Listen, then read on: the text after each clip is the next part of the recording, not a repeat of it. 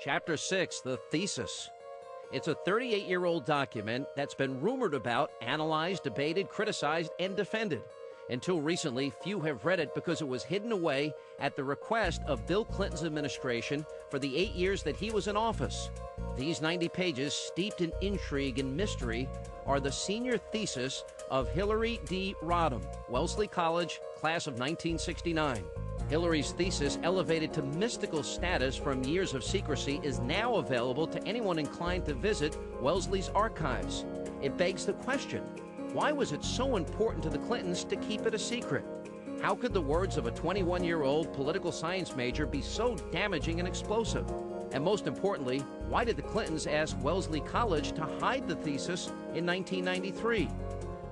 Once dubbed a Rosetta Stone, the answer may lie in the fact that it exposes the real Hillary Clinton. In her own words, it allows readers to decipher the true thinking of the former First Lady and now 2008 presidential hopeful. Former Wellesley President Nannerl Cohane instituted a new rule following a directive from the Clintons.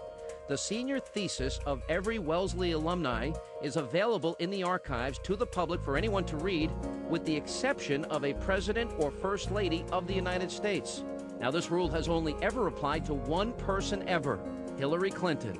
Cohane is an ardent Democratic contributor, so it should come as no surprise that she has no recollection of sealing the thesis. Now, the Clintons say they wanted it hidden because Hillary was trying to reform health care, and since she criticized Senator Moynihan in the piece, didn't want to alienate him. However, the consensus from those who have read the piece is that it contains nothing disparaging about Moynihan. So what's the real reason behind the Clintons' desperate attempt to have it banned? Many biographers see it as evidence of the Marxist and socialist views of the young Hillary Rodham, views that she tries to downplay depending on the political winds, but clearly maintains today. Barbara Olson, the conservative lawyer and commentator, asserted that the thesis was kept under lock and key because Clinton does not want the American people to know the extent to which she internalized and assimilated the beliefs and methods of Saul Alinsky. Saul Alinsky was a far-left activist and radical community organizer and widely considered the, quote, father of community organizing. Alinsky was a brutal promoter of power for others whose mantra was pick the target, freeze it, personalize it, and polarize it. He believed that you get power through organizing and that power goes to two poles, those with money and those with the support of the people. He has been labeled a communist, and his anti-establishment rhetoric certainly supports that assertion. But how did the young, impressionable Hillary, once a Goldwater girl and daughter of staunch Republicans, get involved with an extreme leftist like Alinsky on a Methodist church trip of all places while visiting impoverished neighborhoods in Chicago? He made such an impression on young Hillary that she decided to make him the focus of her thesis. The thesis leaves little question about how Hillary really felt about Alinsky.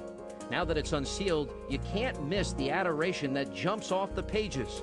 She praises him with phrases like compelling personality, exceptional charm, limitations of his anachronistic tactics. She defends him by saying much of what Alinsky professes does not sound radical. His are the words used in our schools and churches, by our parents and their friends, by our peers. She closed her thesis by exalting Alinsky and comparing him to social activists such as Martin Luther King, humanist Walt Whitman, and Eugene Debs, a socialist who ran for president 5 times. Alinsky was so fond of Hillary that he even offered her a job to lead one of his new quote-unquote training institutes. In a 1993 interview with the Washington Post, Clinton defended her thesis as an argument against big government and in support of Alinsky's war on poverty programs. Quote, I basically argued that he was right.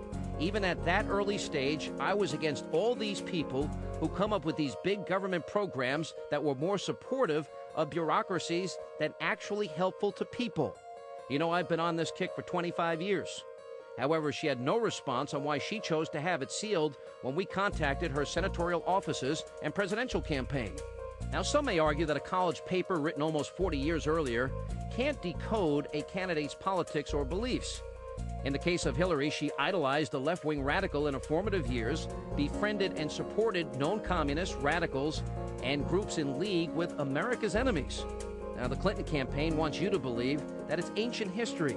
But as recently as June 4th, Hillary blasted the free market, campaigned for redistribution of wealth for the common good, and compared the last 6 years in America to the era of the robber barons. It's time for a new beginning. Time to reject the idea of an on-your-own society and to replace it with shared responsibility for shared prosperity. The genius of the American economy in the 20th century was that it helped to counter that tendency for people to push as far as their own interests would take them. This isn't the first time that Hillary has made her socialist views and intentions so apparent. Take a look at what she said 3 years ago at a fundraiser in San Francisco. We're not coming to you, many of whom are well enough off that actually the tax cuts may have helped you. We're probably going to cut that short and not give it to you. We're going to take things away from you on behalf of the common good. All this while the economy is booming as a result of the tax cuts, the unemployment rate is down, and Wall Street is posting extraordinary gains. Clearly following in the path of Alinsky and others like him, Hillary has picked her target, frozen, personalized, and polarized it, except this time, that intended target is you, the American voter. Now, Hillary's opponents say she'll do anything to win and doesn't take a position unless it's completely safe. But the thesis is written in her own words, and those are hard to run from, which is why, even after all these years, this is another Clinton chapter which remains open.